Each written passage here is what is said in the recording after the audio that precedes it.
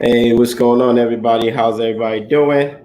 I hope y'all having a dope day. What's going on, Scully? I see you. What's going on? What's going on? What's going on? I am live right now from my house. Y'all see it's a beautiful, beautiful weather outside. I was outside for a little bit. I know it's gonna be hard to get everybody's attention because I know everybody trying to do a cookout.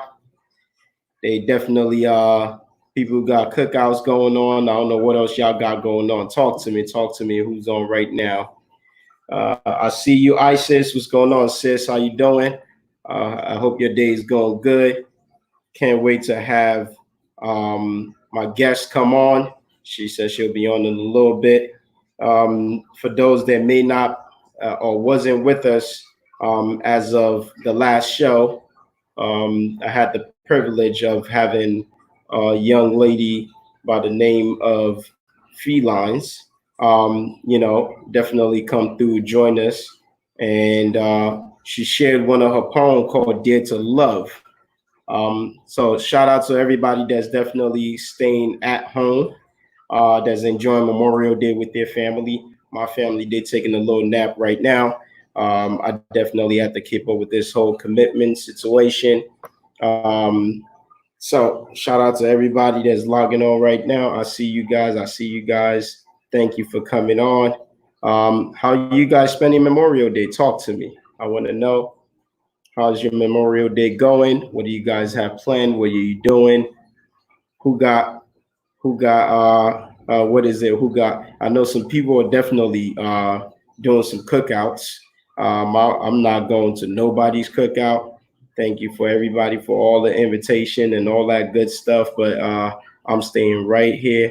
I got my daughter, my newborn, who I need to be concerned about her safety at all times. And even though I feel like I'm good, I definitely need to be considerate. What's going on, Ish? I see you, bro. Thank you for joining. Jennifer Marie, I see you. Thank you for joining us. Thank you. I'm giving shout out to everybody right now. Again, for those that weren't here or those that didn't join us the last show, I had a young lady by the name of Felines come on the show. She shared one of her poems. It's called "Dare to Love." It's very deep, very heavy piece of poetry. The poem touches a lot on what's the on police brutality. It touches on the current state of being black in America today.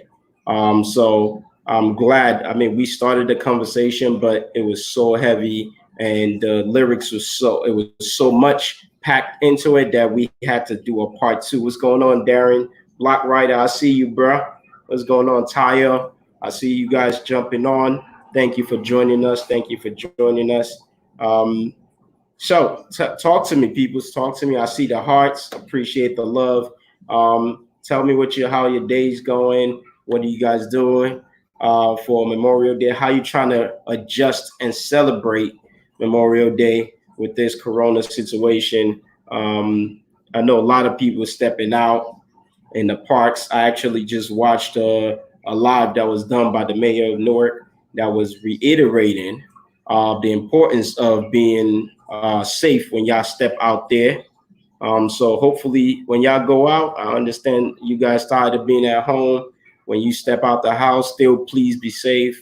Wear your masks, wear your gloves if you have to. Again, think about not just yourself but your family and those that are around you. Pretty much, even if you're not affected, somebody around you could get affected. And Corona is not done; it's not over yet.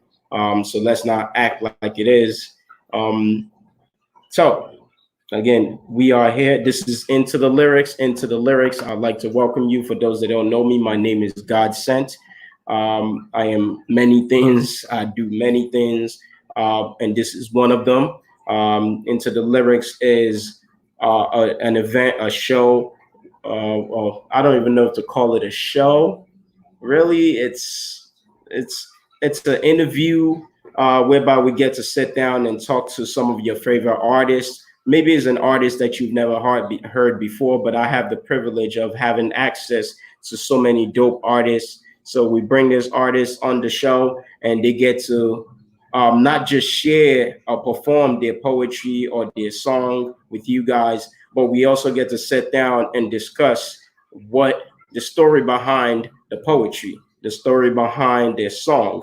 And the reason why we do this is that you'd be surprised what brought an artist to that place whereby they felt they needed to sit down and write those lyrics down. There's a lot more than we hear about those lyrics. For example, there's one of the pieces that I think I shared in the first live that we did, whereby like when I shared the reason behind it or what brought me to that place, people was like, whoa, whoa, whoa, whoa. So pretty much that's the reason. That's the reason. And I've always been a lyrics dude. I love lyrics. Pretty much even when I listen to artists and I listen to music, I love getting into the lyrics. I want to hear what they're saying, and I want to try to figure out, what's behind the lyrics, what's behind their lyrics. So this is the show whereby you get to have access directly to that, whereby you can definitely listen to that artist and get an idea of what their lyrics is talking about. Again, in a few minutes, maybe about 5 minutes, I'll be bringing on a guest. Usually I have a co-host with me and a bunch of other people, but it's me rocking today. Everybody got cookouts and some other stuff or family things going on. So I appreciate you guys for rocking with me. But I do want to ask you again, how you guys definitely feeling about the reopening of businesses. I know there was a lot of conversations going on about churches and all of that stuff, and people had a lot to say about it. Some people felt like it was a constitutional right. Some people felt like it was a dumb risk. Pretty much. Talk to me, guys. How do you guys feel about this whole situation about just preparing to get back to the new normal?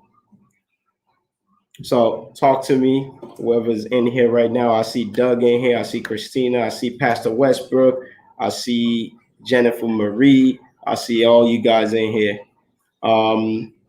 And happy Memorial Day to anybody that's definitely, again, let's not forget the reason why these days being celebrated, and make it big. So in a little bit, again, thank you for tuning in. Just be patient with me. I'm just waiting for my guest to come on the show. I'm waiting for my guest to come on the show. Her name is Felynz, Felicia, and we're going to be taking a look at her lyrics. We're going to be taking a look at her poem called Dare to Love. Matter of fact, you know what I'd like to do right now? I'm actually going to share with you the link to her poem, so we can possibly just go watch this together. Let me show you guys the poem.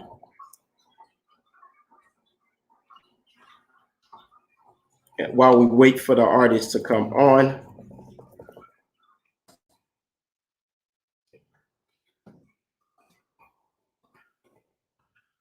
Thank you for tuning in, and thank you for rocking with us.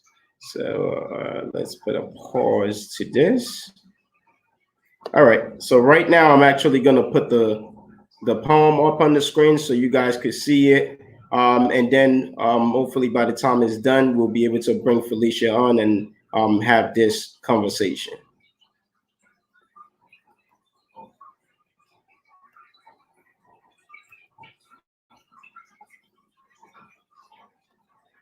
A 21-year-old Dylan Roof allegedly opened fire in one of the most famous black churches in the South. 50 folks injured, many severely, 14 dead in what apparently was the act of a lone gunman at a movie theater in Aurora, Colorado.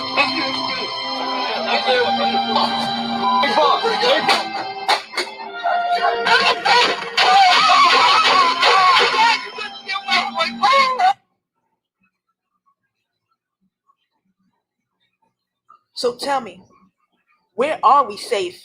If we ain't safe at the movie theaters and we ain't safe in the church, let alone the school, then we ain't safe anywhere, because you never know who gonna open, aim, and shoot.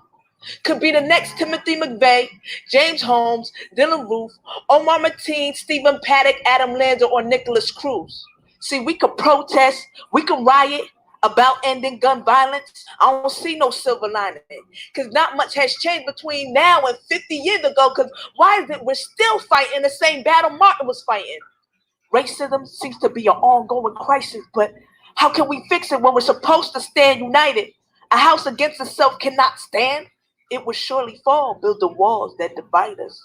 Then they try to define us, label us without reading the fine print that we are black royalty. Yet they take killers to Burger King and treat them like your highness.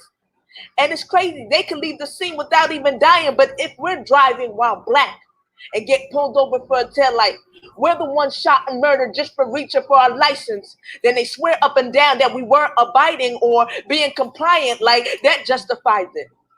Then these white killer cops get off without being indicted. If you ask me, that's white privilege at its finest. See, my mission is to give them hope. Yes, I gave them hope just like me. It's a dog world. It's either kill or be killed. How many of my brothers and sisters' blood is gonna be spilled on this so-called land of the free? Let's just be real. Brock Turner, a white man, raped an unconscious woman behind a dumpster. But how ironic, they will bring up his swimming stats. Yet, promising NFL star Brian Banks falsely accused of rape, but because he is black, they forced him to take a plea deal? Innocent black man did 5 years, but guilty white man got 3 months for the same crime? How is that fair? Okay, see your point on why Black Lives Matter? While Trump supporters scream out MAGA, it's 2019, nothing ain't changed, it's just now caught on camera. We need answers. Whoop, whoop. Cops pull me over. Oh God, now I'm sweating bullets, reaching for my license and registration, praying I don't get a bullet. Judged by my skin tone, I roll down the window, harassed by a racist cop who's still living by that Jim Crow. He takes my license, walks away, pulls up my info, sees that I have no record, no points, clean as a whistle. See a few black hairs and wanna pop us like a pimple, until we're just another hashtag, prepare the candlelight vigil. For peace sake, Marvin Gaye is probably turning in his grave. We still singing what's going on. There's a lot of snakes in the grass, a lot of dirt in these politics. We gotta mow the lawn.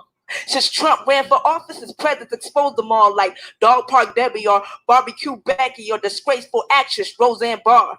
And then look at Jesse. Who would have thought he would go as far as paying people to beat him up and call him nigga and fag? We no longer claim him as black. We had to revoke his card. We'd rather trade him for Jane Elliott or Gary Owen. See, they're invited to the cookout. We welcome them with open arms. Okay, just relax. I'm just semi-joking, y'all. But tell me, how did the 16 felony count get mysteriously dropped and he's no longer guilty as charged? If you ask me, that sounds a little fishy and raw. Yeah, okay, that nigga is OJ. He's not the gay modern day pop, because that's far beyond acting. He gets a round of applause. So he's one of 2 black men that has defeated the odds? Come on. But on a serious note, let's talk about these cops. One false move, pop, pop, guns going off. If we even breathe, y'all swear we provoking y'all. Your guns remind me of my bank account, what bills are due. It's overdrawn. Y'all don't think before you act to follow proper protocol.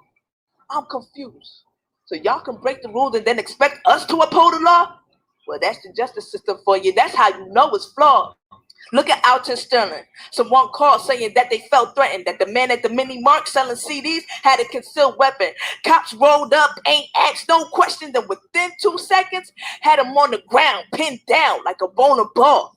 Then got back and aimed at close range, taking more shots than a drunk at an open bar. I'm disgusted. I am so appalled. To see his son break down on the news really broke my heart. How does 2 white cops have him down? One had his arms and legs, the other had his knees and his head and chest, and say he had a gun and try to reach for it? How? He couldn't even move, so y'all know that's false, because the whole thing was recorded and placed on the evening news. 2 days later, they murdered Philando. A couple of days after that, 50 people were killed at the Post nightclub out in Orlando. I couldn't find the words, like it was a game of Scrabble. I'm so sick and tired of the news. Sounds like a bunch of babble. I just quickly changed the channel. So many people have died in vain. Eric Garner, Oscar Grant, Tamir Rice, Sandra Bland, Corinne Gaines, Terrence Crutcher, Christian Taylor, Jordan Davis, Freddie Gray. And let's not forget about Sean Bell, who was murdered on his wedding day. This year marked the 7th anniversary of the murder of Trayvon. Yet racism don't exist, right? When it's right under your noses, but you decide to turn a blind eye like you're Ray Charles. They say black people stay complaining, always pulling out the race card. Well, you seem to be in the dark about it. So I'm here to shed some light on it like this is African and I'm Akon. See, we all should be like Nipsey, a voice to this generation. A light, I was summoned like a seance. See, the media, the government had us brainwashed. They spit on us and try to convince us that it's raindrops, but that ain't nothing new.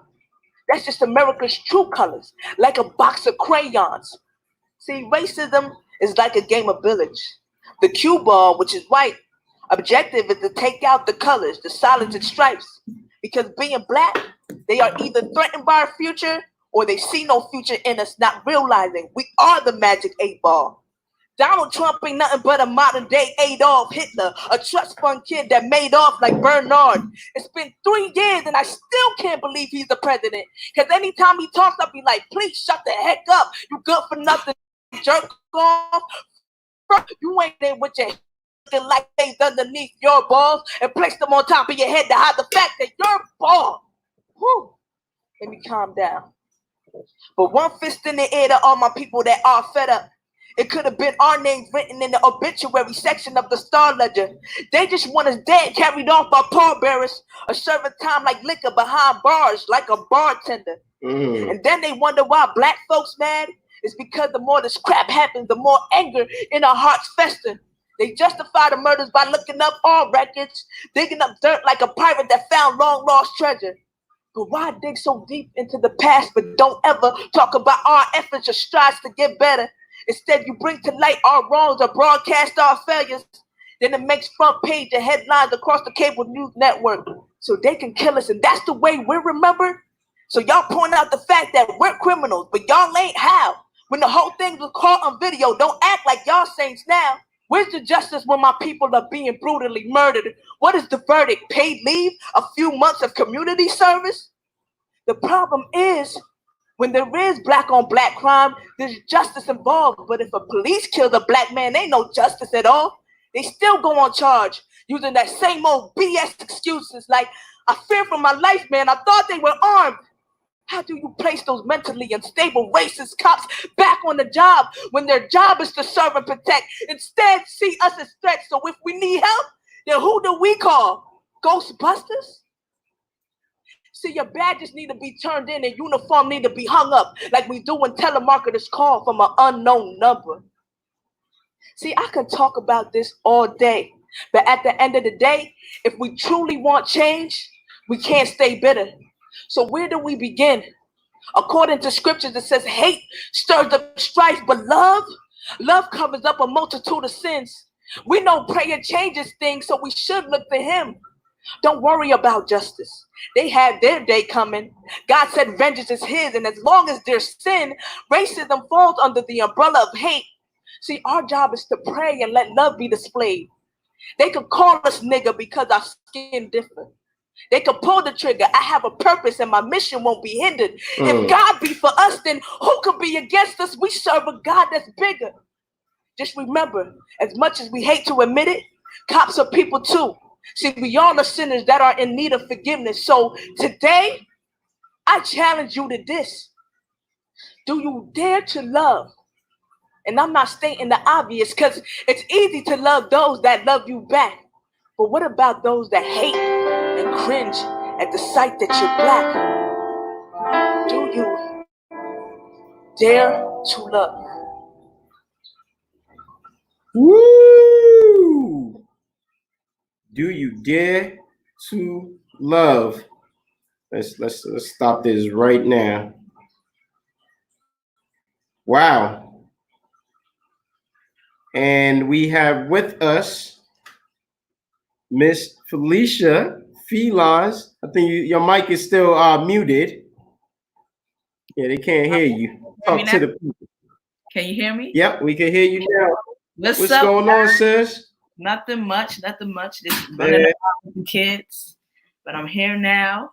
Oh man, yeah, we're getting some really good response. Snap. I have to apologize to those that were sharing the watch story on my page because I accidentally ended the watch party. But there was a lot of comments in that watch party that I wanted to definitely share with you. Shout out to Natalie. She said, "Snap, snap, clap, clap." It was amazing. What's the name? Della Lewis says she is powerful. Thanks for sharing. She got to jump off. I know people got a lot of things that they're doing today, and stuff like that. But this is for you. This is for you. Woo! God bless, man. All glory goes to you. I needed to get some sound effects, get some clapping in here. Me clapping wasn't enough. I need a whole crowd clapping. That was phenomenal. That video is on YouTube, right? On YouTube.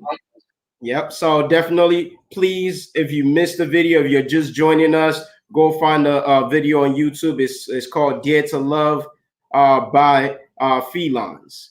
That's Felynz. Lynz. I missed the letter. Mm-hmm. Okay, yeah. Cool. Got it right. I'm a little bit excited to definitely go into this. Pretty much. We try to get through this poem last time and we couldn't. So let's hope we can do. How's your day going? What you been doing? Talk to me. I've been being a mom, washing dishes, and then after that, I had to come here. But yeah, that's how my day went. I try to rest as much as I can, but that's kind of hard with the almost 3 month old.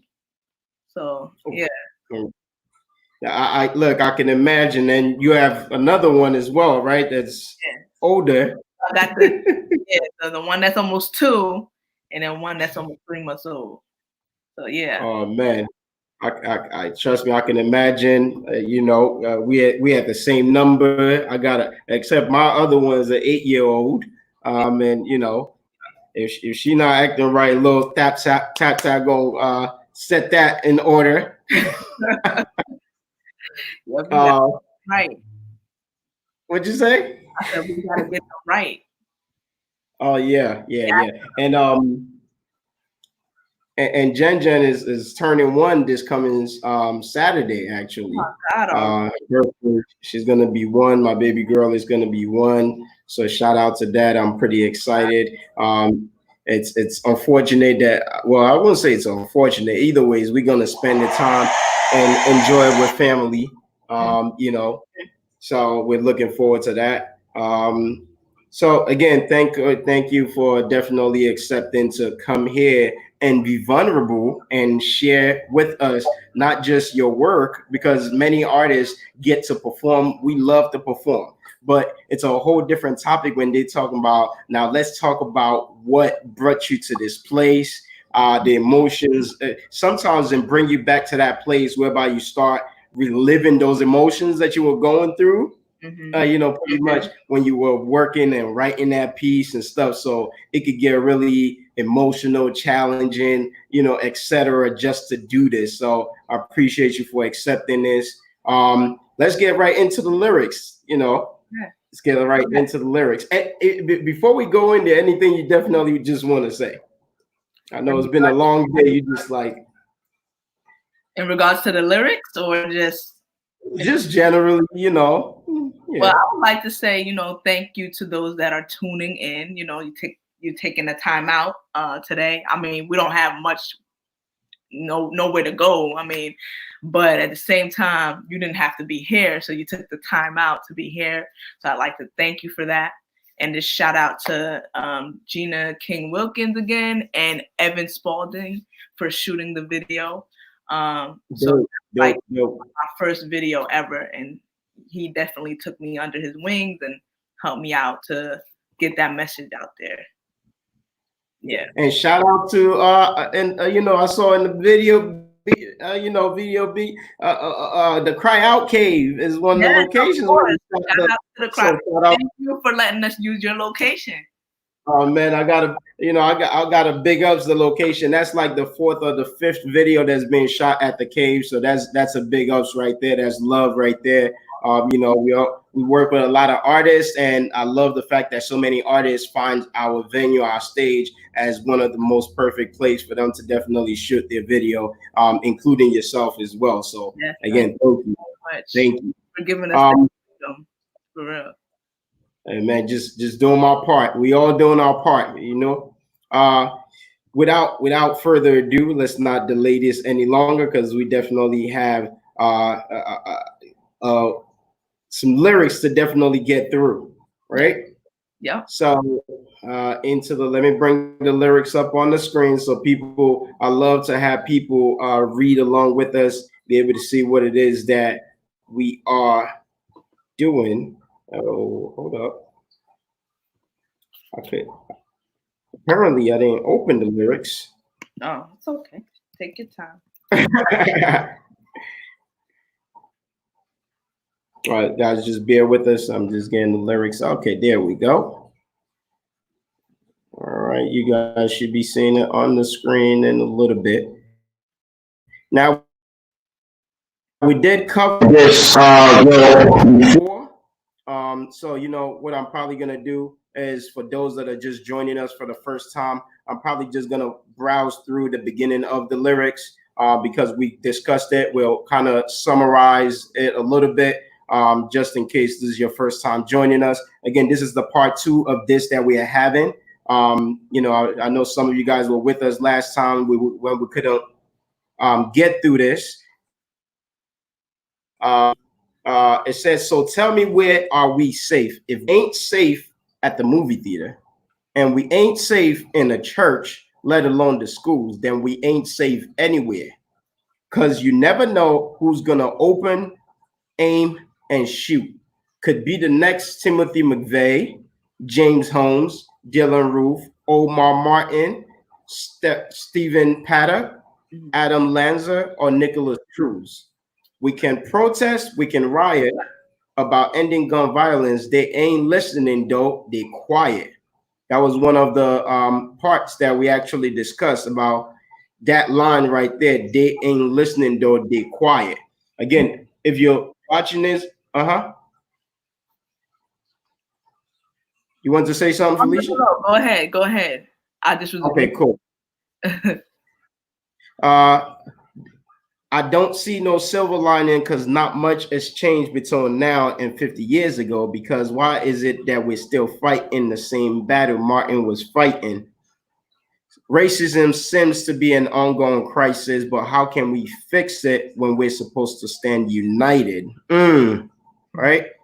Yeah. A house against itself cannot stand. It will surely fall. Building walls that divides us, then they try to define us, label us without reading the fine print. Let's touch. Well, I'm gonna go through this and we're gonna come back and touch again on some things because I feel like there's some things we discussed already that we need to kind of bring back and kind of reiterate before we move forward because it's kind of setting that foundation, the groundwork. Fine print. That we are black royalty, yet you take killers to Burger King and treat them like your highness. And they could kill dozens of people and leave the scene without even dying. But if we're driving while black and get pulled over for a tail light, we're the ones shot and murdered just for reaching for our license. Then they swear up and down that we aren't abiding for being compliant, like that justifies it. Then this white killer cops get off without being indicted. If you ask me, that's white privilege at its finest. Whew. What's going on? I said that's a lot. It is. I mean, but it is what it is. And again, you're pretty much spelling out for us the current, current situations is going on. Just if we could just summarize this, just tell us what you're by this stanza. Talk to us. Well, okay. So it's just the plight of where we're in right now and where we have been for the last years. I'm not even going to say 50 years because before that. Right. So still in the height of that right now. Like there hasn't been much that has changed. And so I'm talking about current events that might have happened over the last, I want to say like let's say like almost 10 years.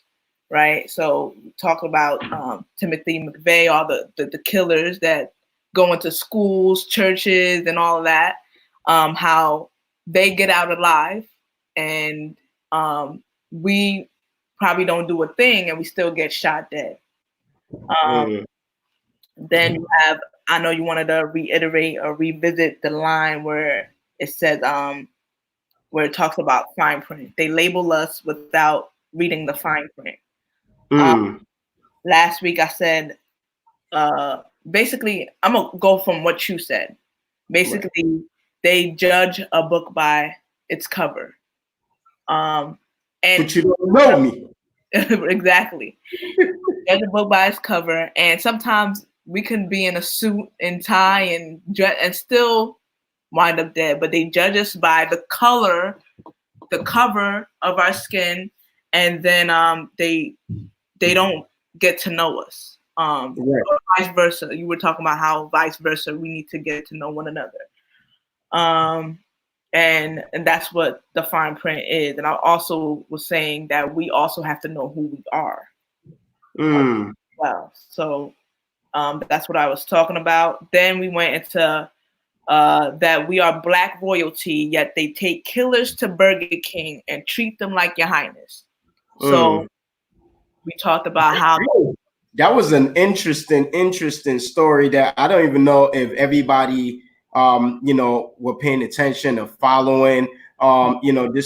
This part of the story, some of us might have missed out on it, but just kind of reshare it, that whole visual about picking up somebody that a crime just took place, that just shot somebody, right? What did he do? Well, he went to a church. And then Go ahead. I'm like, for the fact that he got hungry and they say, you know what, we're gonna pull over and get you some things at Burger King. Exactly. That's what took place. Something crazy. That's crazy. Wow. And us, ain't no questions. We ain't going to no Burger King. We're not going anywhere. They don't even care if we starve. So it's this. You can. I'm gonna share an experience with you because this brought me to a memory, right? There was one time that I actually got pulled over and I got arrested because I had a warrant out for me, right? And I can't help but think about that time, that moment, right? Whereby, number one, the way I was addressed or being talked to. Of course, this was for traffic fines. This was back in the day, young and stupid, not trying to pay his bills and stuff like that. And I got pulled over. There was a warrant out for me, right? And like, if I could reiterate the way I was addressed, right? Pretty much when I was pulled over, and the way I was treated, like, just for traffic tickets. So now I'm thinking about it, like right now, like in that moment, if I told them I was hungry, ain't nobody taking me to nowhere.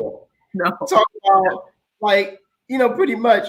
And I was like, I'll be honest, I was almost in tears because I was scared as hell. I was like, I ain't want to be locked up. I was like, look, I'll go pay. Can I go pay right now? Whatever the case may be.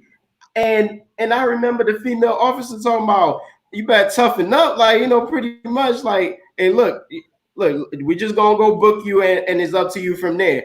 But they was not trying to say, hey, look, and my house was like down the block. I was like, well, where can I leave my car? They was like, no, your car's about to get towed. Unless you have somebody that's gonna come here and get it like right now. That got. And I was just like, imagine if I'm like, I'm a little hungry, like, pretty much. You mind if we stop by Burger King on the way? Hell no. No way. They wouldn't have done it. Nope.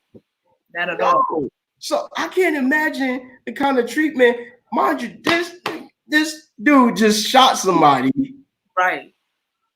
That is crazy. Crazy. Oh, you say murdered somebody. Yes.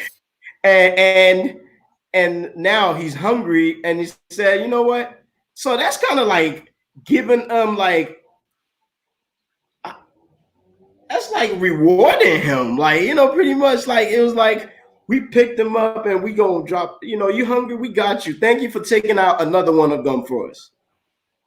That's kind of what it was, like a slap in the face. Killed nine people. 9. That's crazy. King. I want to read some comments before we go on. Natalie said, that's right. It just same thing just happened with the jogger. It's true. Yeah. So although she didn't just write this piece is still relevant and still speaking to what we're going through right this instant, right this moment. And we need to definitely discuss this more and more. I'm going to scroll up so we could definitely move forward. Right. You want to read this stanza? What's after that? What were we like? It says, my mission is to give them hope. Yes. So I'll read it. My mission is to give them hope. So I'm going to give them hope, just like Meek Mill. It's a dog world. Let's either kill or be killed. How many of my brothers and sisters' blood is going to be spilled on the so-called land of the free? Let's just be real. Brock Turner, a white man, raped an unconscious woman behind a dumpster. But how ironic, they will bring up his swimming stats. Yet promising NFL star Brian Banks falsely accused of rape, but because he is black, they forced him to take a plea deal. Innocent black man did 5 years, but guilty white man got 3 months for the same crime. How is that fair? Okay, see your point on why Black Lives Matter? While Trump supporters scream out MAGA, it's 2020. Nothing ain't changed. It's just now caught on camera. We need answers. So when I told you guys last time, we weren't able to get through this conversation because how heavy it was. It's several somebodies. I guess when we were talking about he killed somebody, he was like he killed several somebodies. Yeah. What's the name? This is the reality, you know, and this is your poem is not the first time that we've seen a comparison whereby you put two people that have similar situation cases, and because of who they are, you know, the end result is different. I do have a question for you, however. Sure. Some will argue that, you know, pretty much, I mean, the justice system is the justice system, that some outcome of this case is dependent on who their lawyer is. What do you say to those? Like, you know, pretty much like who you know, pretty much who's trying their case? Yes and no. You guys remember OJ? He had Johnny Cochran, who was black. But it depends. Honestly, it's a yes and no for me. I don't know how to really explain it. I do think if some people have a white lawyer, they do talk them into, oh, you know, just say you're guilty. You get off early. You won't get this amount of years as opposed to 5 years or something like that. So yes and no. It's a yes and no for me. So so I mean, and when I was saying that, I was referring to how good the lawyer is, not even the color of the lawyer, but more or less.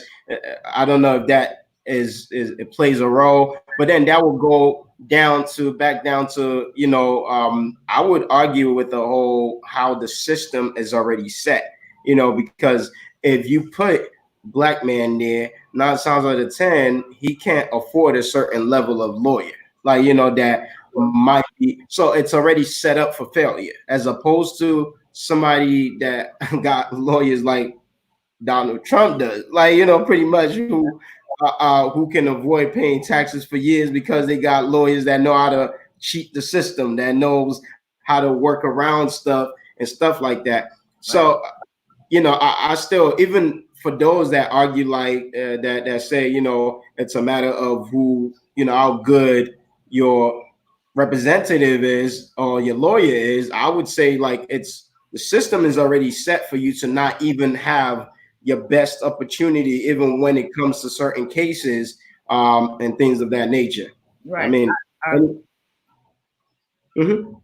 I think like a few weeks ago when all this did occur with the jogger Ahmed Arbery, so Lizzo mentioned, like, you know how people keep saying the system needs to be fixed. The system was never really built for us, you know. It's not built for us.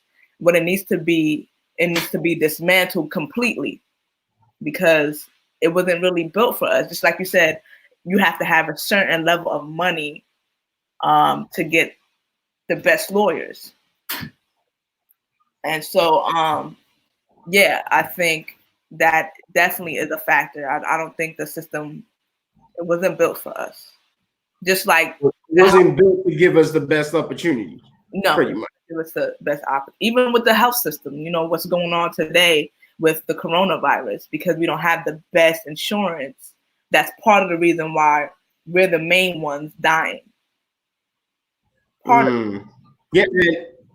And yes, I talked about this. There was a nurse that was going viral because she was admitting to the fact that she felt so bad because she felt like some and this is in New York, by the way, that some Black patients were dying quicker because they weren't getting the same level of treatment.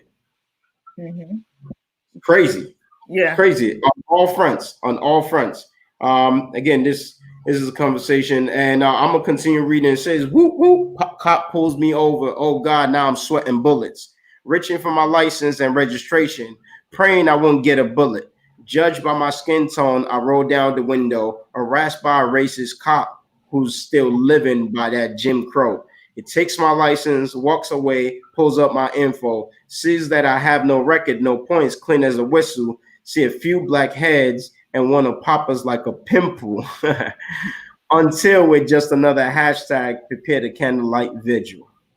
So this, and I don't think did we read this last time? Did no, we get no, that's where okay.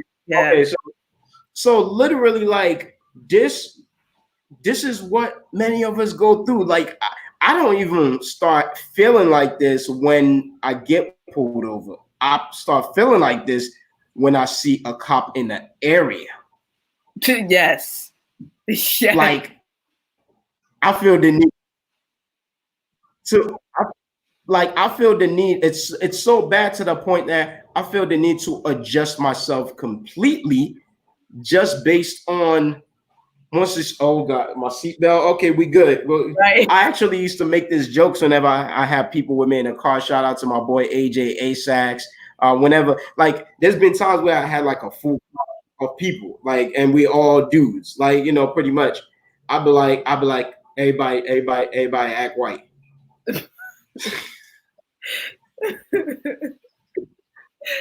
That's how scary it is, though. Like, so you painted the picture of the feelings that people go through. Is like, you know, pretty much the minute that you get pulled over, or in my case, the minute that you see a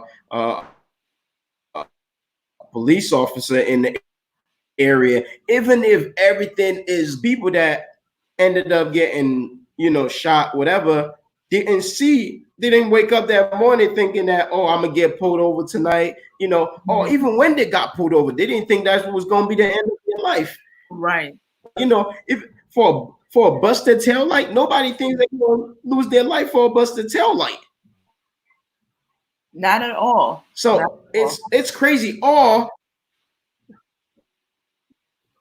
for the gentleman that was jogging in the morning, right? My man did not think I'm gonna just go out for my regular morning jog, and that right. Didn't get to make it back home. It's crazy. And it goes back to the beginning of your poem. It says, "Where are we safe?"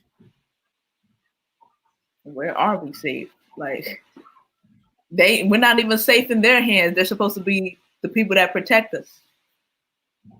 You know, but like it's a scary situation when you like I've been pulled over several times, you know, especially the last month of when I was pregnant, I got pulled over a bunch of times for some reason. I don't know why. But each time it was scary. My heart was just racing. I'm like, I don't want to reach for my registration in the glove compartment. I don't want to reach at my side to adjust my seatbelt because they don't. It's scary. I don't know if it's scarier for a black man or if it's just equally as scary for a black woman. But I don't care. My skin is black. I was frightened. Like I just had to like breathe easily, you know, and try to calm down. And one time I didn't even have the registration. Not that I didn't have it. It was just so much stuff in the glove compartment. I was driving my brother's car. And I was like, sir, I can't find it. This is my brother's car. I was literally down the street from the house. And I was like, I can't find it. Okay, I'm going to just let you go. But I was scared searching all through there. Like, I just didn't know what was going to happen. Yeah, that's really, and again, it captures just the feeling that we all go through. And that's our new normal, you know, pretty much as if there's not enough things that we have to adjust to, you know, when the climate we live in. Right. So I'm gonna go down a little bit. It says, for peace sake, Marvin Gaye is probably turning in his grave. We're still singing what's going on. There's a lot. If snakes in the grass, a lot of dirt. If snakes in the grass, a lot of dirt in the politics, we got to mow the lawn. Since Trump ran for the office, his presence exposed them all. Like Barbecue Becky, Dog Bark Debbie, or disgraceful actress Roseanne Barr can't believe Justice Smollett would go as far as to paying people to beat him up and call him nigger and fag. We no longer claim him as black. We had to revoke his card. We'd rather trade him for Jane Elliott or Gary Owen. See, they're invited to the cookout. We welcome them with open arms. Okay, just relax. I'm just semi-joking, y'all. Let's stop right there. Yeah. Let's stop right there, and so let's talk about the whole snakes in the grass, a lot of dirt in politics, and you mentioned, you know, so you believe that 45 being in office have a big, like, has made people bolder? Is that what you're saying? Yeah. The racism always been there. Right. For some reason, when he got into office, it just became more exposed. Like, you know, really, really exposed. Like, all these people were calling cops. They see black people just, having a good time. We're selling lemonade on the sidewalk. We're doing this. And they're just calling. Like, it just exposed more of it because he is ignorant. And he speaks ignorance. So a lot of people just came out of the woodworks with that. Yeah, and the thing is, it's almost undeniable. You almost can't deny how sometimes he just don't make no sense. And for intelligent people, you know, to still be able to like look at it and say, yes, this is our leader of the free world. Like, it means that there's something that you guys connect with, that you guys see in him, that you feel like he's able to bring home for you, you know, and that's that piece, is the fact that he brings out that there's a lot of people that still got hatred towards us as a people. Yeah. And he's such an a-hole and has been his whole life. I mean, that's why some people really enjoyed watching his the reality show that he had. You know, part of it was that he's such an a-hole that he can't hide certain things. You know, and that reality came out, and it brought, like you said, all the MAGA, you know, people out. So we need, pretty much, is that he needs to be removed. Oh yes, I'm praying and he does not get reelected. we are appealing to every single person that may be watching this right now, that's gonna watch this later. When your cookout is whatever you at right now is over. I'm appealing that we all need to take it seriously, and we all need to make it our personal business to make sure that everybody that we know is doing whatever they have to do to get their votes in, to register. If they're not, to make sure they're registered to vote, and to make sure that their vote counts, because it affects all of us. It certainly does. It's important that we do our part. Like, we really have to. I don't know what happened last time. I think things are rigged a bit. I think things are rigged, but no, it's very simple. It wasn't even about rigging it. Honestly, from my understanding, it was as simple as splitting the Democrats. Once Democrats were split into two, because all you need to do and that works. That's a principle that works anyway. Pretty much, if you want to divide or defeat a group, cause division between that group. I see. Mm-hmm. And we did not stand united. There was a lot of young people that did not vote. I'm not going to say just young people, a lot of people that did not vote, that because Bernie Sanders was their choice. You understand what I mean? And they wasn't feeling Hillary. Mm-hmm. Yeah, they just like, I'm not voting because I don't like either one of them. Right. And just as the results of it, pretty much it was about, if they chose one, that's choosing, they felt like they were choosing the lesser of the two devils, whatever it is that you want to definitely consider it. But that's what it came down to. I mean, their strategy was splitting us as a party. And once they achieved that split, you see everybody jump behind on their end one man. Their party choice was him, and everybody jumped behind him. All the other people that ran against him jumped behind him, say, yes, I'm giving, let him be the one. You understand what I mean? Meanwhile, our party was still, even Bernie didn't immediately say, oh, vote for Hillary. Like, you understand what I mean? They don't agree. And it was like, I'm here, whatever. I'm not going to say anything. I don't agree with her approach. And again, it split the party, which gave them an opportunity. But now we're all hurting more and more from that opportunity that was given to them. Yeah. Yeah, I see that. So again, if they knew that worked last time, they are going to try the same thing again. Mm-hmm. They're going to try to make sure that our votes are split, so that we're not able to definitely get the person that needs to, that get what they don't even care. It's not about person that they just don't want a Democrat in the House. This whole independent.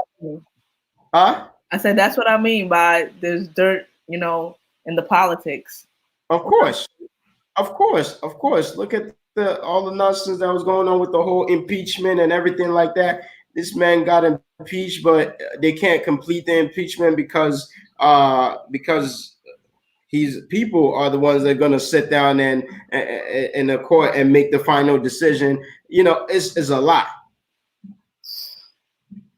Man, so I know that this time around we need to do what it takes to make sure he doesn't get reelected. Hopefully enough has happened for people to know that we need to do that we need to definitely be there. So let's keep this going. It says stop that, but tell me, how does a 16 felony count get? Let me put the lyrics up. I didn't put the lyrics up on the screen. There we go. But tell me, how does a 16 felony count get mysteriously dropped and he's no longer guilty as charged? If you ask me, the whole thing smells a little fishy and raw. Yeah, okay. that nigga is OJ, not the gay modern day Pac. Because this is far beyond acting. It gets a round of applause. I like that. So he's one of two black men that has defeated the odds. But on a serious note, let's talk about Pause. You don't want to run into the other because it's a different subject. topic. Yeah. Subject matter. Okay. So talk to us.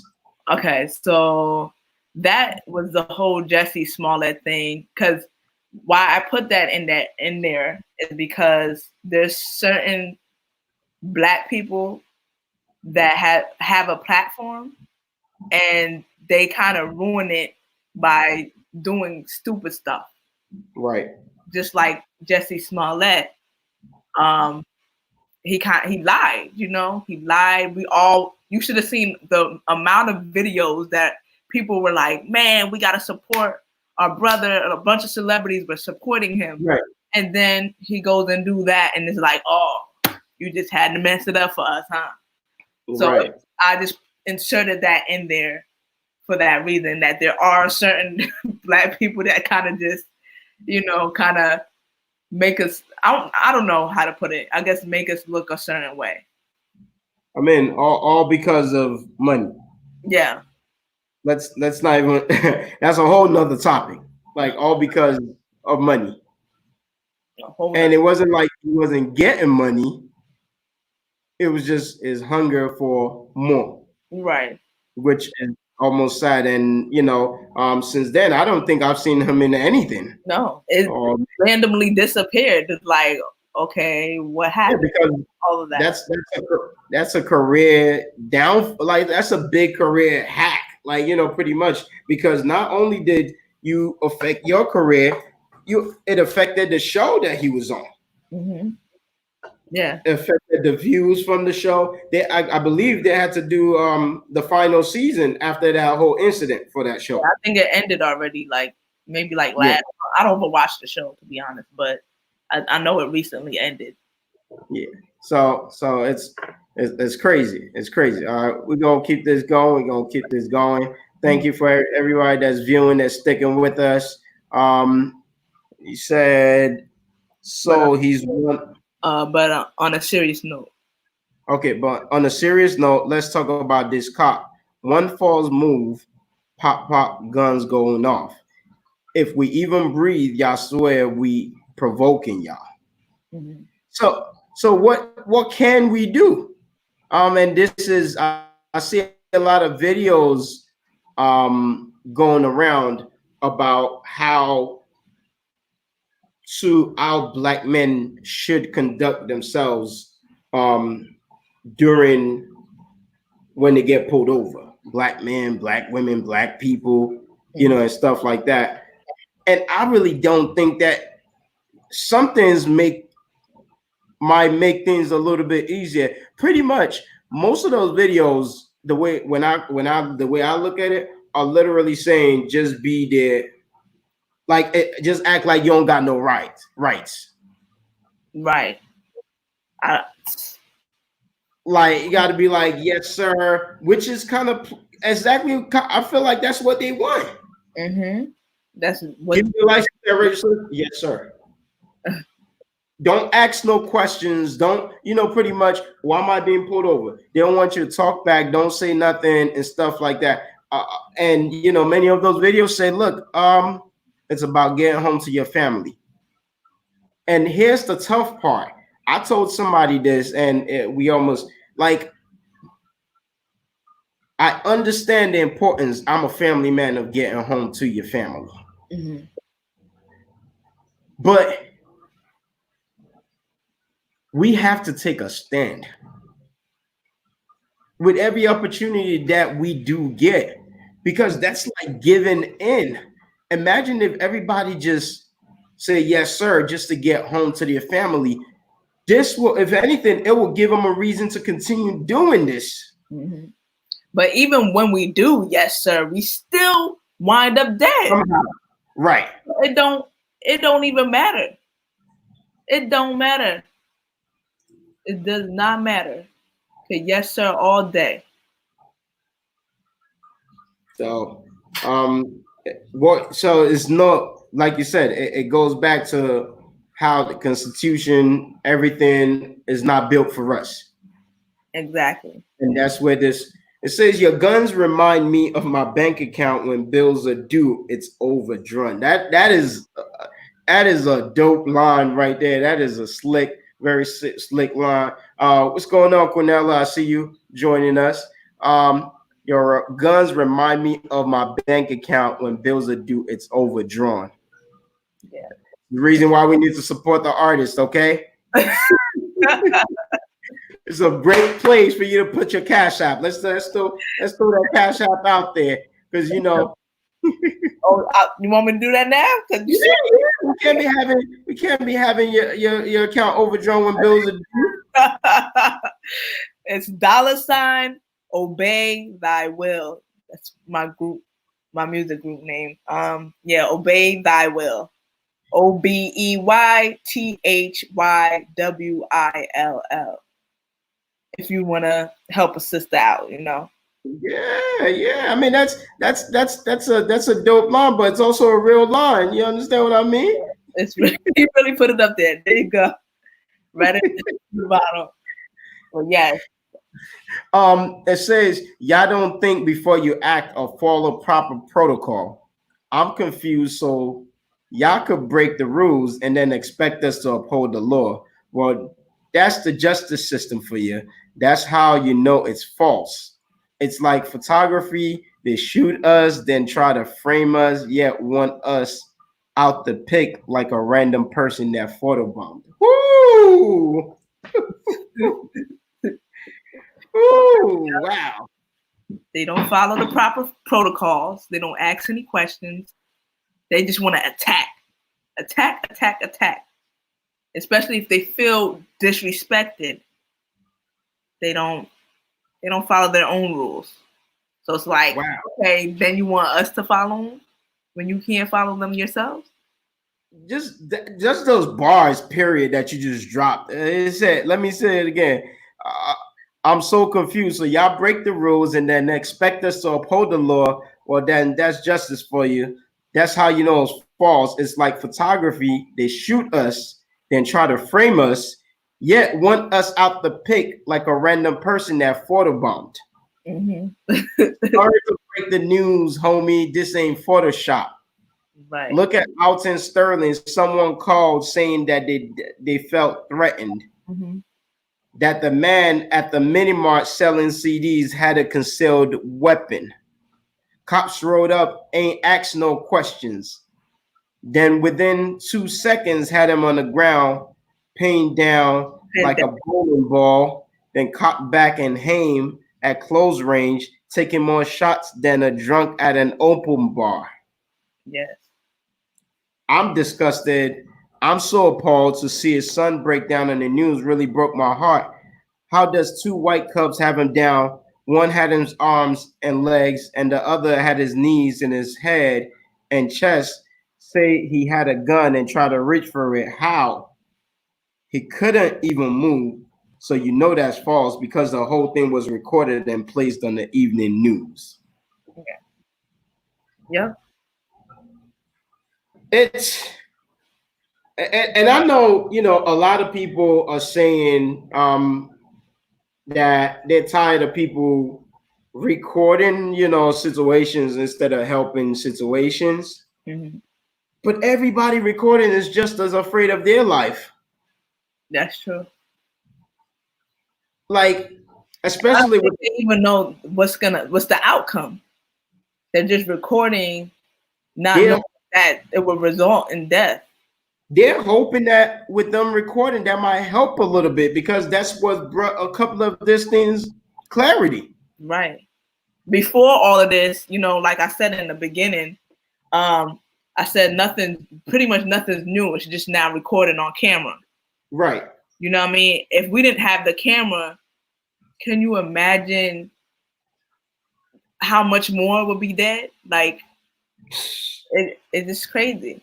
A lot more with a lot of stories. They would just feed us whatever stories. Yeah, just and lying. Nobody has any proof of anything except for the family that's going to come forward and say, He's a gentle guy. He's never hurt anybody.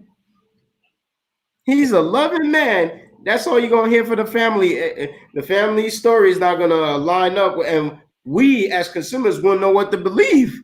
Mm-hmm. Exactly. It's crazy because so many videos that we've watched. Let's say is. Oh, let's scroll up because we definitely got through this part. 2 days later, they murdered Orlando. A couple of days later, after that, 50 people were killed in a gay nightclub out in Orlando. I couldn't find the words like a game of Scrabble. I'm so tired of the news. It's just a bunch of babble. I just quickly changed the channel. So many people have died in vain. Eric Garner, Oscar Grant, Tamir Rice, Sandra Bland, Corinne Gaines, Christian Taylor, Jordan Davis, Terrence Crutcher, Freddie Gray. Let's not forget about Sean Bell, who was murdered on his wedding day. The names just keep piling and piling and piling. Right. I was hoping that we didn't have to add any more names, you know. But it's sickening that there's more names even after this. I think you know, I want to keep it 100 as possible when I do the show. I feel like until we come together as a unit, like we're powerful. Like, you understand what I mean? Until we have more Kaepernicks, right? Who sees this as something they need to be focused and passionate about? Who put this at the forefront? We're all guilty of being selfish.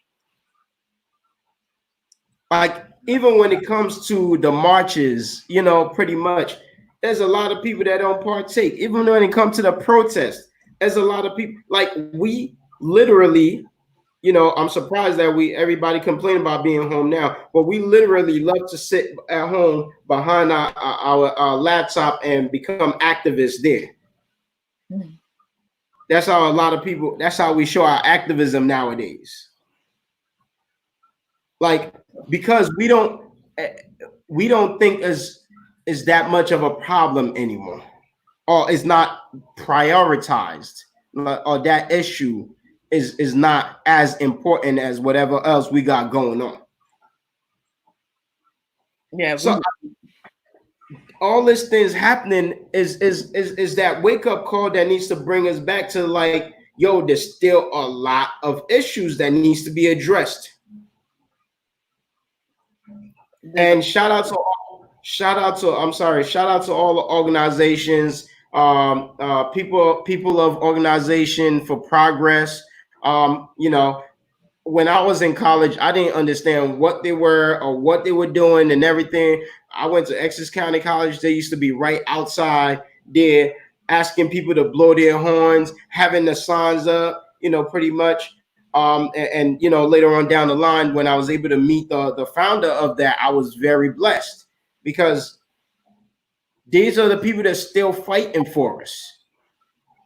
And sadly, when they gather out there, there's like maybe about 10 of them. This is why we are where we are. And this is why I believe some of these names are going to continue to pop up and add more names and add more names, because we as a nation, Black nation, needs to become united to fight this, right, to put a complete end to this. And we do that by making sure that we vote and put the right people in our house, not just on a presidential level, but on every level possible. In the communities as well, like mayors and senators, governors. We need to really come together. And you know what? I think there needs to be someone to educate us on that in regards to the politics. Because I think maybe a lot of Black people, including myself, I'm guilty of that, where we didn't really truly understand the politics of it all. So it's just like, yeah, when I was younger, I'm like, I don't think I'm voting for any I'll vote when it comes to the presidential election, but when it comes to the community, like whatever. You don't think of it as that important, right? So I think there needs to be some type of education involved with that, because honestly, I didn't do it because I wasn't educated on it, you know. So I think this, and I'm gonna keep it 100 with it. I think we just have our priorities out of order, and that includes me as well. Pretty much, and that's the reason why we think about those things in that manner. right. There's a reason most of us don't understand it. As kids, we used to wonder why our parents is watching the news all the time. Mm-hmm. Or watching CNN or watching, this. That's because they are at a place where they understand the effects, a better understanding of the effects of everything. What's crazy is that we live in a time where I believe you have access to just everything, information wise. It's just that our priorities are wrong, because people can figure out how to do TikTok in a matter of seconds, right? How to use a Snapchat, pretty much how to put together the new Facebook avatars. Mind you, mine still don't look like me. Pretty much people could sit there and figure that out. Like literally, then you can definitely learn what these things mean. It's just the fact that we don't think is that important. Right. Not important enough, because Google has everything. We have access to the full information. We have access to everything. That's true. That's true. I think it's just about, and that's why I appreciate pieces and poems like this as a fellow spoken word artist that brings us a little bit out of just entertainment and bring us back to reminders that there is a lot that still needs to be addressed as it pertains to racism. Right. Yeah. Like it's not over. It's just, this is how we act. Look, people at barbecues. Corona ain't over. We acting like it is. We don't like to face the reality. We like to live in denial until somebody else get affected. Right. Until somebody at home in our circle gets affected. I saw somebody post on their Facebook talking about, man, y'all, pretty much I this junk is still out here. My mom just caught this yesterday, and then she caught a bad case of it. Somebody posted on Facebook. Wow. And guess what? They was out thinking they was good. Because ain't no cure for it. There's no cure. There's no vaccine. Why are we still gathering?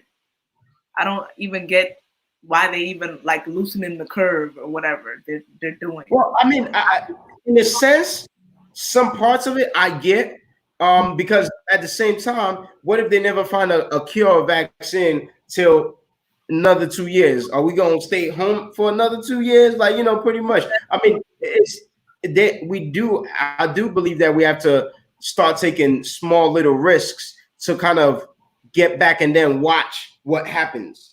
You understand? And which is what they were trying to do, which is to get people back in phases and say, you know what, let's release this because it doesn't require large crowds or gatherings, right? It's just the fact that all stores right now are still practicing social distancing. The issue is the people. I've seen more than enough barbecues on my timeline, like before Memorial Day, enough gatherings at people's backyards. You understand what I mean? I've seen enough, and mind you, I have a venue that that people book their parties at and stuff like that, and I have a lot of promoters and what like that, and I'm telling you that my venue is closed, but through that page, I see a lot of those people that used to book my venue still hosting little parties of like 50 people in somebody's basement, somebody's house. Oh God!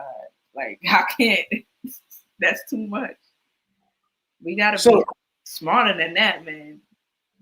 So, and the thing is, it's even very selfish of us as a people, because we've come to the understanding that some people won't get affected, but doesn't mean that they can't affect somebody else. Or just because I'm good, I don't care. Just because I'm good, just because I don't feel nothing, and I've been out like crazy. That's people's attitude. As long as I'm good, I don't care. And that's part of our problem is the selfishness, is just thinking about ourselves. As long as I'm good, I don't care. Right. That's exactly what it is. And it translates no matter what we do. Let's get a little bit further down. We're definitely making some progress. Hey Lisa, register joining us. You want to read this part? Sure. I gotta see it. It's not on the screen yet. Okay. All right. I'm putting it up right now. Go ahead. Okay, so I wrote this pretty much with a cumulative of years, like maybe I want to say 3 years, but it took me like that long to write it. But this was this part was last year. Huh? Continue. I'm listening. Oh, so yeah, this part was last year. I'm gonna say it's the 8th anniversary of the murder of Trayvon. Yet racism don't exist, right? When it's right under your noses, but you decide to turn a blind eye like you're Ray Charles. They say black folks stay complaining, always pulling out the race card. Well, you seem to be in the dark about it, and I'm here to shed some light on it like this is Africa and I'm Akon. Nice. We should be like Nipsey, a voice to this generation. We're called to be a light. I was summoned like a seance. See, the media, the government has us brainwashed. They spit on us and try to convince us that it's raindrops, but that ain't nothing new. That's just America's true colors, like a box of crayons. Racism is like a game of village. The cue ball, which is white, objective is to take out the colors, the solids and stripes, because being black, they are either threatened by our future or they see no future in us, not realizing we are the magic 8 ball. And Donald Trump ain't nothing but a modern day Adolf Hitler, a trust fund kid that made off like Bernard. It's been 3 years and I still can't believe he's the president. Because every time he talks, I'll be like, please shut the heck up. You good for nothing, jerk off. First off, you ain't my president with your hair looking like you shaved underneath your balls and placed them on top of your head to hide the fact that you're bald. All right. So this is definitely a lot. We started talking about, of course, Trayvon Martin. Pretty much, and you're reminding people that racism still exists. It was one of, it was one of the situations that really like drove people wild, like that really caused the movement and stuff like that. Yeah, and what you said, when it's right under your noses, like pretty much. And if people pay attention, it is in everything that we do. Pretty much, statistics still shows that there's a lot less black doctors. Pretty much, if you look at the statistics, it shows the difference. Right. Pretty much, it shows how we're being affected because of the colors of our skin. So if you're watching this right now, I need you to know that racism still exists. Right. And it's right under your nose. And it could be you, maybe not shocked, but in some other way, you are experiencing it. Whether it's the time that you went into a store and then you realize that the moment that you walked in, that person is just watching your every move. Meanwhile, there's other people in the store, but it's just like watching you. Right. Again, understand that they're doing their jobs, but also understand that why is one person singled out? And I personally experienced racism. I'll tell you this. I go to church in Montclair, right? And I love the city. I mean, I grew up in that church, so I've always loved the city of Montclair. I always thought it was a beautiful township, beautiful area, and everything like this, until I experienced racism through the municipality. Wow. And I'll tell you straight up, my old venue, my old banquet hall was in Montclair, right? The Hard Ballroom was in Montclair. And one of the things that happened is that the West Orange High, their seniors, they booked a party at my venue. Long story short, on the night of the party, some things, went crazy, downhill. There was an adult that booked it on behalf of one of their parents or whatever. Things went a little crazy, that we had to shut the party down because some of the kids had taken some drugs. Oh, wow. So we had to shut the party down. They didn't take it at the party because we had proper security. We had a county officer that was properly patting people down. But people keep stuff in their car, go sniff. I don't control that. You understand what I mean? Yeah. And they had to bring maybe about 3 or 4 ambulances because some of them were just falling out, right? At this party. Mind you, this is white people kids. Okay. Just want to put that out there. It's white people kids. Okay. And it was cool, and then I complied everything with the officers and everything like that. Now, later on, weeks later down the line, I got a ticket for something. I forgot what it was for, but it was something along the lines of disturbing the peace and holding up city's resources. Oh, wow. Mind you, I'm the one that called the police in there. Pause. And I couldn't help think in that I got it like, so if I ever experience this as a black individual, a black business owner in the future, just bump the police, don't call the police. All right? Because I called the police so that people will be safe. And then I got a ticket for it. I was like, but okay, you know what? Let me just go to court, explain things to them, right? Mm-hmm. And one of the things that it's in my contract that we're not responsible for anything that takes place outside of the venue. It's in our contract. You can't pin it on us, whatever. And they have no proof that anything is related to inside the location because they did their research, looked around. They had dogs come in there and sniff to make sure we weren't the one supplying some of these drugs. Mm-hmm. Again, complied with everything, even without warrant, nothing. Like, you understand, every time they ask questions, I'm on the phone with them. I just wanted to make sure they knew that I was willing to work with them. I went to court, and when I got to court, spoke to the prosecutor. I was like, look, I have this clause in my contract that says that the venue is not responsible for this, right? He said, well, I'm not the one that wrote the ticket. Show that to the officer. He was like, have you talked to the officer? Show that to the officer. I was like, okay, no problem. I went to meet the officer and I gave them the copy of the contract, right? And I said, this is my proof and my defense that, pretty much this is, first of all, the before I even went into that, the prosecutor was like, look, we could plead this down. You pay $500 and, that's all, you'll be on your way. Mm-hmm. I was like, no, I don't think I should pay anything because my business didn't do anything wrong. We conducted everything the way it should be conducted. Any approach that any venue would have had, Galloping Hill, whatever it is that you want to call them, any same approach that they could have had somebody go out to their car, use some drugs, go in there. You understand what I mean? And fall out.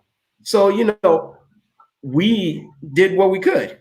We made sure there was proper security. We made sure there was officers, not just security guard, officers carrying weapon that pat them down to make sure there's nothing. So I'm like, I don't understand why I should pay $500. So the moment that I did that, they had made up in their mind that they was gonna prosecute me for the whole amount, the maximum that they could charge me for that, which was $2,000. So he sent me to the officer. I went to talk to the officer, give him a copy. The officer was like, I'll talk to the prosecutor, right?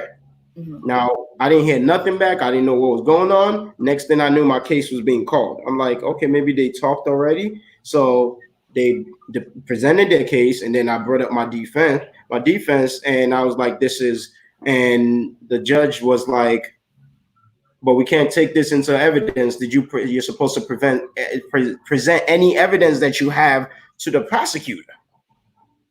Because I was representing myself. I'm like, I did present it to the prosecutor. He told me to show it to the cop. He was like, look, I don't want to tell you, judge is like, look, I'm trying to help you, but I can't advise you on how to, approach this case or your case that you chose to defend yourself. Pretty much because I was not a law expert and I didn't know. This man pointed me to the officer instead of he's the one that's supposed to have, but here's what's funny. They used my contract as proof that I am fully responsible for business and I'm the owner. And so we have a contract here that shows that, he takes full responsibility and everything. What? For the business. So they omitted the part that could get me off this case. And I ended up having to deal with a $2,000 fine. Oh my gosh. And that was the moment that I was just like, wow, this dude's literally like played me and took advantage of me. Like, that prosecutor specifically, because I don't know if the cop actually presented it. Well, the cop had to present it to him because he had a copy of it. Mm-hmm. So long story short, it can happen to you anywhere, even places that you don't believe in. That's one of the reasons why my business is in the city of Newark. Wow. When it came time to renew my contract, I was like, I can't explain publicly to people why I can't be in the vicinity of this. Pretty much, I felt like Montclair was a place that was well blended. It had a good amount of blacks, whites. It was nice mixed. I lived there for years, so yeah, I know. But in the municipality, you're gonna experience it. You never know where. That's why it's just safer. I feel personally safer just to be around your own people. That's where you'll feel the safest. You don't risk that because you're all the same. So they're going to treat y'all. They can't treat somebody else better. Pretty much we all look the same. That chance is not there. And that's all we all want, just to be treated equal with everybody else. Right. Yeah. I went off on a but that's a true story. Wow. That's crazy.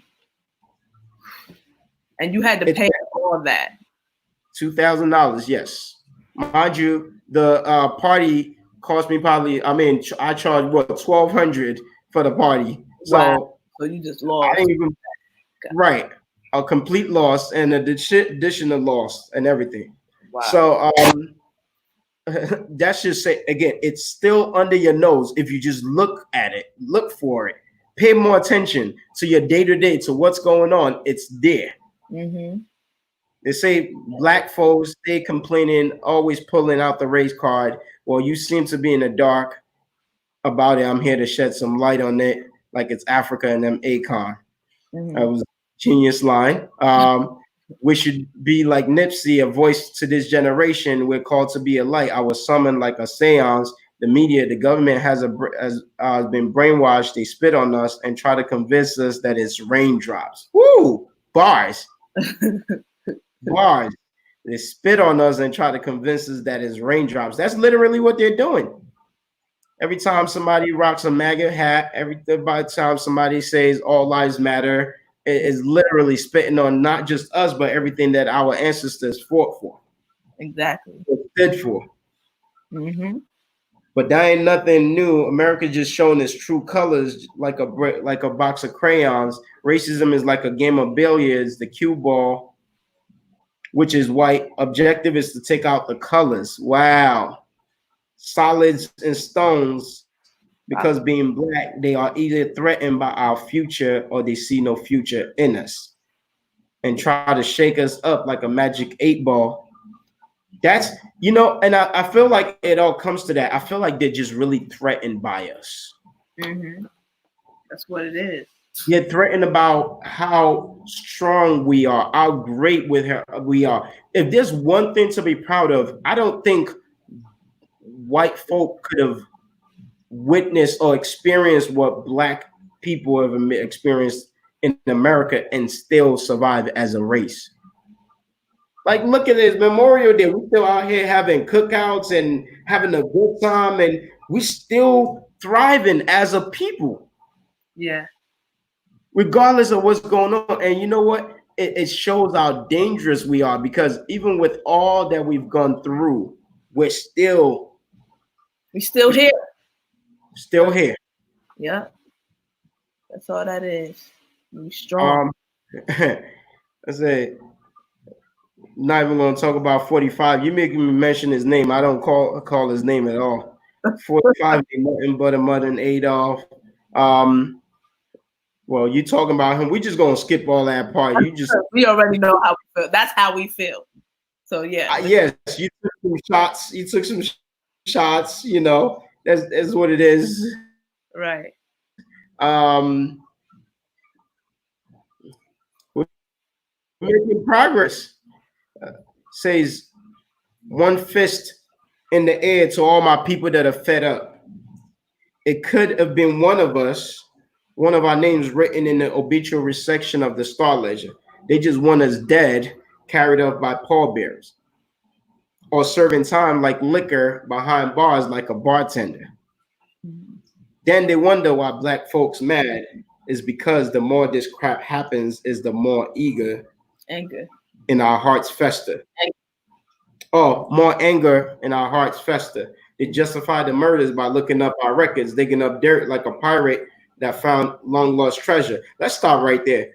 Mm-hmm. We've all, well, not all, many of us have had some type of bad run-ins with this justice system.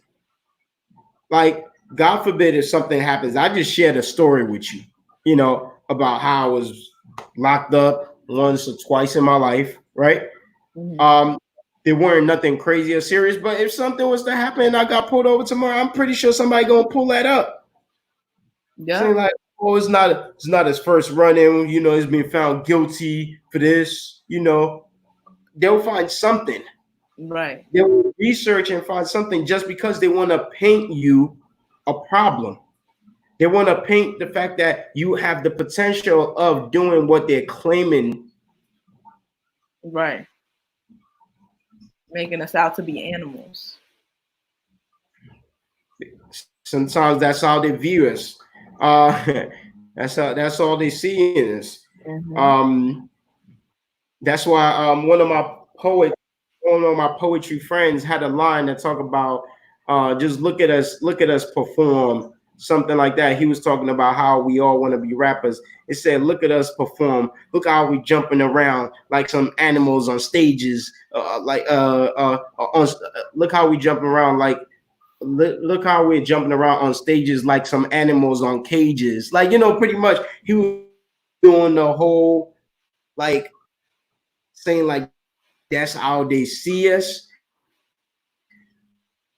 You know, pretty find us so entertaining. If you think today, black slaves used to be even way back. You're talking about like the times of Egypt or stuff. Slaves used to be put in that pen that in the stadium, and they used to have watched them fight the animals, right? Fight for their lives and stuff like that. It's crazy. Some of them still look at it like that. This is what they see when they're watching us balling, when they're watching us rapping, whatever. That's why it's entertaining to them. They look at us as a bunch of animals. Yeah. It says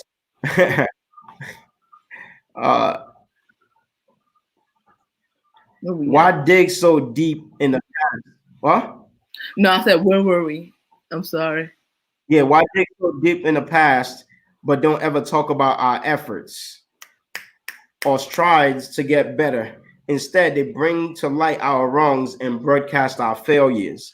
And it makes front page and headlines across the cable news network. So y'all kill us, and that's the way we're remembered. You point out the fact that we're criminals. Mm-hmm. Yeah. And y'all ain't. How? When the whole thing was caught on video. This is what really hits me, you know, pretty much. Even the recent situation, home dude that recorded the video, I was reading somewhere that, you know, this is when you don't know the law. He actually released this video because he thought he would help his friend's case. Yeah. I believe that there was news that went out that he was arrested as well. Yeah, being tried for murder as well. But I believe I don't believe that's why he recorded that video at all. No, he was following him. He blocked the guy in, blocked Ahmed in. So he was on one end, and then the other two that actually killed them was on the other end. And he was recording it because there's a group of people in that community, white people, they have like a Facebook group or something. I didn't hear all of that. Oh, you didn't hear? Yeah, I follow, I don't know who in here follows Sean King, but he's a great activist. So I follow him on Instagram and just did some research. But basically they have a Facebook group. Basically, it's a bunch of racist people, and they were looking to kill a Black person. Wow. And then they use the excuse that there's been break-ins, but there hasn't been any break-ins. There was no proof of, right. No. Right. So wow. Yeah. Wow. That's crazy. And I was saying, I didn't even know that, but I was like, I said it to myself. I was like, they're recording that video because they're gonna go sit down and boast about it somewhere between themselves. Yeah, that's what it was recorded for. Like, caught me another one, or caught me one. Caught me this there. Like, that's how he was killed. When I first saw the video, I was like, he just walked away like he just killed for some venison or something. Like, oh, we got some deer meat. Like, and the man was even trying to fight back. No. And they put a bullet in him. They shoot to kill. He was trying to. They want him alive. Mm-hmm. They shoot to kill. Because if you, like, after the first shot, you've already immobilized somebody. Right. Like, literally. It's crazy, man. Like, if you wanted him to get arrested or be caught, one shot, you was good. He didn't need to shoot him. Man, this is heavy. Yeah.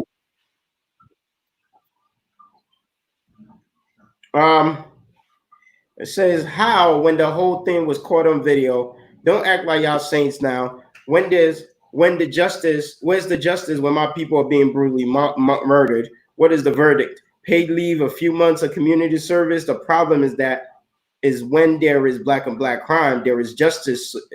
There's justice is sought. But if a police kills a black man, ain't no justice at all. They still go on charge using the same whole BS excuse like I feared for my life, man. I thought they were harmed. How do you put those mentally unstable racist cops back on the job when their job is to serve and protect? Instead, see us as threats. So when we need help, then who do we call? Ghostbusters?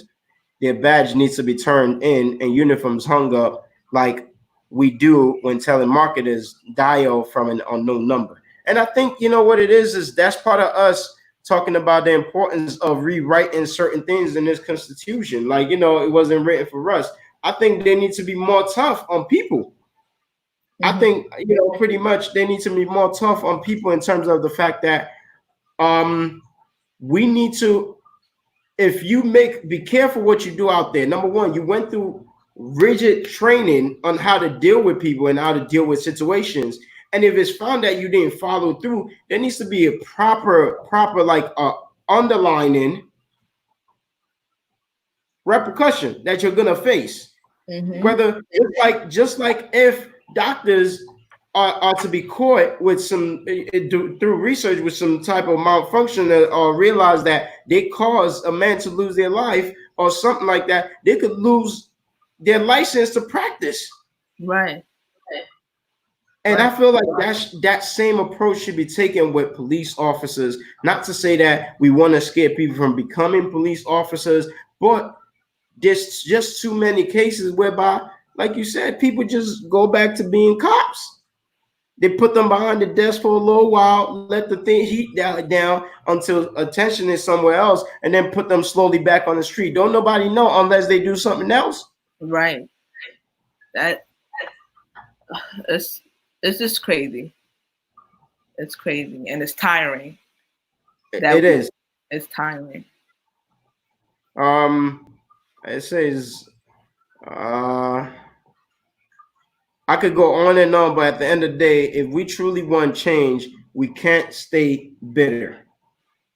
So where do we begin? According to scriptures, it says hate stirs up strife, but love covers up a multitude of sins. We know prayer changes things, so we should look to him. Don't worry about justice.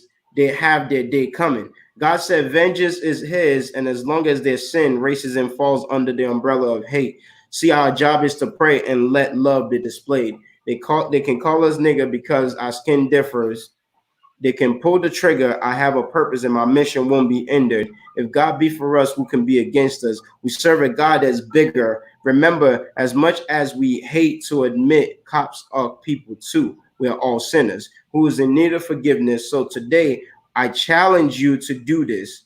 Do you dare to love? I'm not saying the obvious because it's easier to love those that love you back. But what about loving those that cringe at the sight that you're black? Woo! Now that, I said that's a mouthful.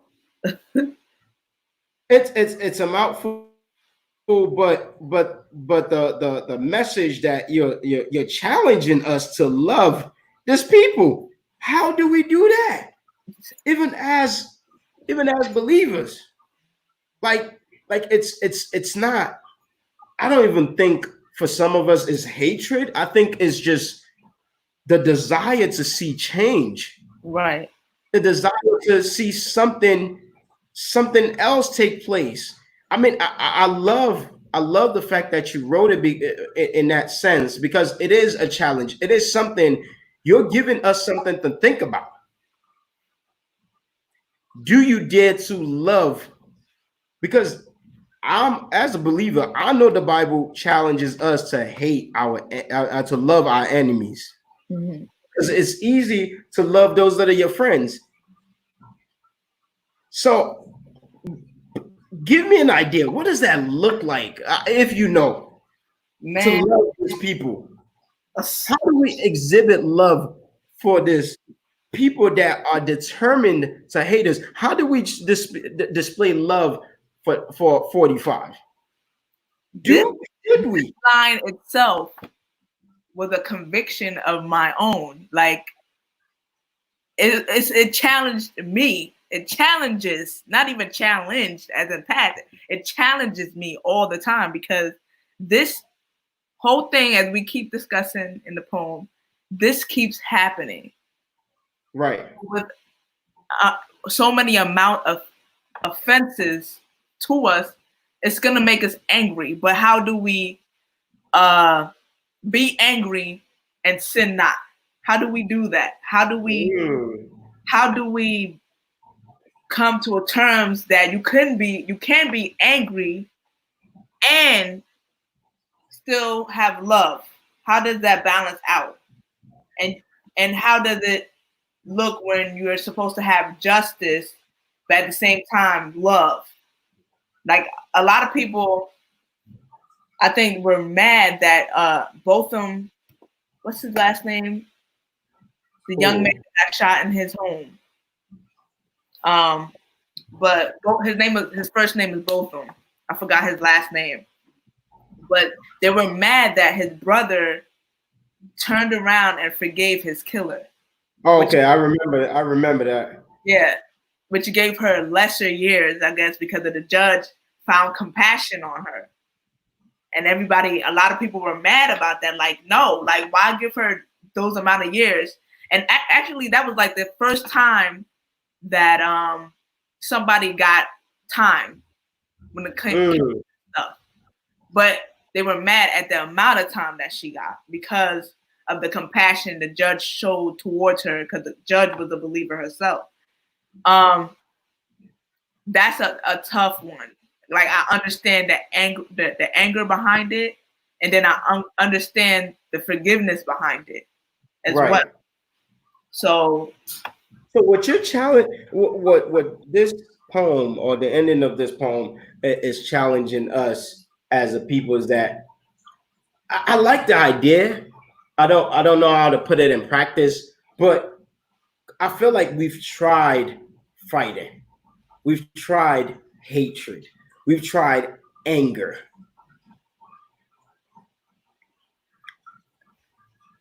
But have we tried love? Right. That's what I So want to challenge us to. have we tried love?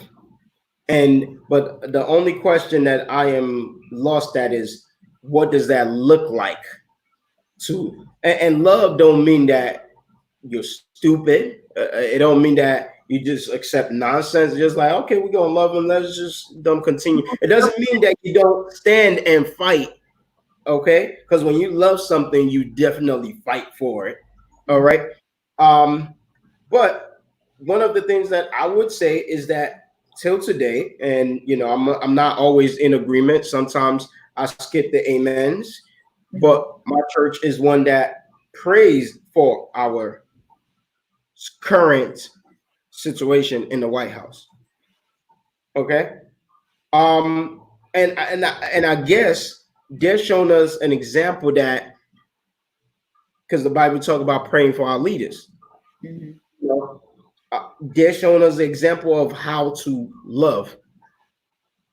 Like, and I'm sure they weren't in support of, but still doesn't stop them from keeping his decision in prayers and asking God to kind of come in and intervene on his behalf. And you know what? I guess we have to concede. We have to believe, because if Saul can become Paul, we have to believe that anybody can be. Like, he's a modern day Saul. At the end of the day, we're all human. He's human. We're all human, although we're not all treated as human. But like, anybody can be forgiven. If God could forgive anybody, what does that look? We're not God, but what does that look like? Like, how are we? This is challenging to me. So usually when I write stuff, it's also convicting me as well. Because initially when I seen Alton Sterling's video, Ahmed Arbery's video, I was enraged. And there's nothing wrong with you being angry and enraged, but don't let it turn into hate. And I think us as a nation, we've just been through so much with this that we turned it into hate. And I've seen a lot of people say those people deserve to die, like that murdered Ahmed and all these people. Yeah, they might, but I feel as though we all deserve some type of punishment. Yeah. We all sin. You know what I mean? And some sin looks greater than the other, but that's tough. That's tough to take in. Period. All that you just said, it's right. Tough to take in. It's really tough to take in. To just look. I get it. And I get your point, your point of view, your concept, and everything. It's a great challenge. Yeah. Question is, are we as a people able to meet that challenge? Right. But I love it. I love it. I love that you ended up. I did not expect it to end on that note. Do you dare to love? And talking about your enemies, we have people in our families that we got beef with right now. You understand what I mean? Especially through this coronavirus situation, some people ain't getting along at home. Like, you have people that you just got issues with, people that have offended you back in the day. Do you dare to love those that hate you or that treat you like trash? That is what Felynz is asking us today. Through all of that, do we dare to love others? Because love can definitely change people. Certainly can. That's a lot, but we are going to wrap it up on that note. We got through the piece. We got through it. We lost all the viewers. Everybody had some barbecue, something. That's all right if it's just 2 or 3 that I'm gathered. We lost most of the viewers, but we got through it. And you know what? I believe there's some people. People always go back and view these videos later on down the line, and want to kind of see what they missed and everything like that. So I'm never worried about that. I get so many comments later on. So again, this has been interesting. This has been challenging. This has been real. I've sat down and listened to people talk about poems or read poems that addresses racism, but this is probably the thickest that I've witnessed, and it covers so much. And that's why I really wanted to take time to definitely be able to discuss and break it down. And you know what, the viewers right now that we have, it's a example of what I was talking about, how this is not a priority. Like, you understand what I mean? We rather go watch a versus competition. Matter of fact, and what's the name going on tonight? 112 and Jack Dead. Oh, we need to hop on there, Felicia. I don't know when it comes on though. Like, was it at 8 or? Don't it come on at 7 o'clock? Let's see what time. Don't it come on at 7 o'clock? Does it? Is it a 7 or 8? I think they usually do 7. Oh yeah, that's 7. That's where everybody at right now. You see what I mean? Yeah. That's where everybody at right now. No, it says New York is at 8. Oh, so okay. So part of New York time zone. Okay. Yeah, so we good. Y'all could have been here with us, and then hop on that. Oh man. Okay, yeah. It says 8 a.m. No, in the morning. Where you see that? Oh, it's showing the times in the other locations. 8 p.m. in New York. Okay. Okay. We're gonna hop on next. Yeah. So again, thank you everybody for tuning in. I hope you've learned something. I hope there's some parts of this that really stuck with you. Thank you to Felicia for definitely again being able to share her words as well as herself with us. And again, I want to leave you guys on the note of her poem, Do You Dare to Love, even in the toughest of situations. Yeah. No, thank you so much for allowing me to have this platform to explain that. I really am grateful. You're doing an awesome job to even come up with this idea and give local artists, a chance to express their gift and explain it. So that's amazing. And it's funny because that's my real gift, if that makes any sense for you. Like, there's levels in your gift, right? I started, not that I've given up writing a poetry, but I was pursuing the poetry career, and later on in life I really came to understand that God established me to be a builder of platforms. And even when I started as a poet, like I was putting on shows. Like, you understand what I mean? Like it's within me, and not a lot of people take on that task, and God has blessed me up to this moment. So and I appreciate people like you that always answer the call. It's not always easy to organize and carry out something like this. So it makes it a lot easier when you have people that answers the calls, and says that, I got you. I'm there. So again, thank you. We're wrapping this up right now. To everybody that joined us again, my name is God Sent. You can follow me if you're not connected with me. My name is dropped down there. You can follow me on Instagram at Real God Sent. Now you can follow me. Please follow me on Instagram at Real God Sent. I'd like to post some inspiring messages. I like to post some inspiring messages. I like to post things about my family, but more importantly, I have a video that I'm looking to reveal to one of my poems. But I'm close to that 3,000. So somebody was like, yo, wait till you get to 3,000 and then release it as kind of like a celebration. So I'm trying to get the numbers up there. So, tell your friends, let me connect with her. I want to connect with everybody because I'm building a big, some other things that I'm working on that I can't talk about on here. Some other things that I'm working on that I can't talk about on here. Oh, wow. There's been a lot of comments that I've been missing in the watch party. Shout out to everybody that's been commenting.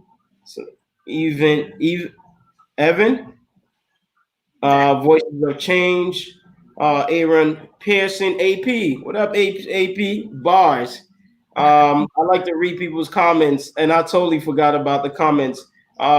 James Ellaby said, peace, peace, peace, James. I actually was supposed to, I didn't even invite James. My apology, because he was supposed to be invited back to join us on this conversation. True. But I'm glad he still, came in to the conversation with the comments. Right. So I appreciate James for always definitely pushing, supporting. It's some bigger things that we're working on. So that's why I definitely need to make sure that we are creating something bigger for artists in this community. So I love you, Felicia. I love you guys for tuning in, for joining us, supporting us. Enjoy your verses. I'm gonna enjoy the verses. I'm about to go find my wife because we about to be dancing to all those Jagged Edge and 112. We gonna be yeah. I'm just mad 112 don't got the same two, 4 dudes. Like I'm mad. You said what? All 4 of them aren't in 112 anymore. 2 of them left, and they replaced them with dancers or something. I don't know. They replaced them? Yeah. Go look it up. I found that up the other day. I'm like, yo, and they said they're not gonna be a part of it. It's Darren, something like that, and Q. They left the group. Oh wow! I had no idea. Yeah, they got some beef going on. But it's only gonna be but they can't play the old songs with new people. I think they're still gonna do it, but it's not gonna be. They're just playing records, so and they all probably have equal rights to play the records. So but even for something like this, I think they should be bringing the originals back. Just to be there because that's what's just cool. But hey, we'll see anyways, because it's not really about the group anyway. It's about the record label. It's the record label that has like the rights to many of the music, more rights, and they could use it. The record label that was behind the music, they could definitely use it to their benefit. Again, we got 3 minutes to wrap this up. We thank you again, Felicia. Thank you for those that been supportive to my organization. I know I do a lot, so there's a lot that's going on. And when you see on my page everything with the Cry Out Cave, thank you for staying tuned. I have a fundraising going on for my venue, the Heart Ballroom, right now. What's going on, Taisha Davis? You join us right at the end. I have a fundraiser that's going on for my ballroom, which has been closed for the last 2 months, to raise 13,000 with about 3,000 something like that in pretty much maybe close to 4,000 that we've raised so far. So please look on my page, support however way that you can, continue supporting. It's just to maybe able to keep things going, even like after the 2 months of not being able to bring in any income for the business. And again, I put this out there that all glory to God, my family is good. This is just so this small Black business owner can continue put his business and I can continue serving the community that we're in. It's not for me personally. This is not for me to get paid.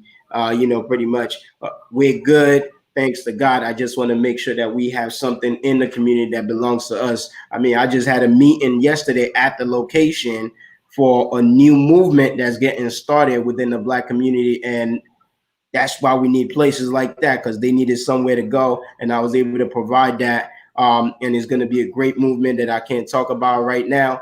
But I'm glad that they had a place that they could come to that was owned by a Black, and they didn't have to pay to, and we still practice social distancing. We put all the tables 6 foot apart, everybody was sitting separately. So because the venue is big enough for us to be able to do that. So You know, every time you donate to us being able to create movements like that, to be able to gather in a place. You donate to the possibility of some Black couple that was looking for a place to get married, to have a place that is not going to cost them a arm and a leg. You donate to the people that's looking for a place for a baby shower, for us to be able to provide them a nice place, but then them not have to go broke or go into debt because of it. So that is what you're supporting. Again, thank you. I love you all. We'll be back on Wednesday with Ish, and with Ish and the mother of my firstborn child, Princessa. Those are gonna be our two guests on the show. So it's gonna be interesting. I've told Princessa don't play me, but it's all love, and I'm looking forward to it. Y'all have a blessed night. Peace. All right, guys.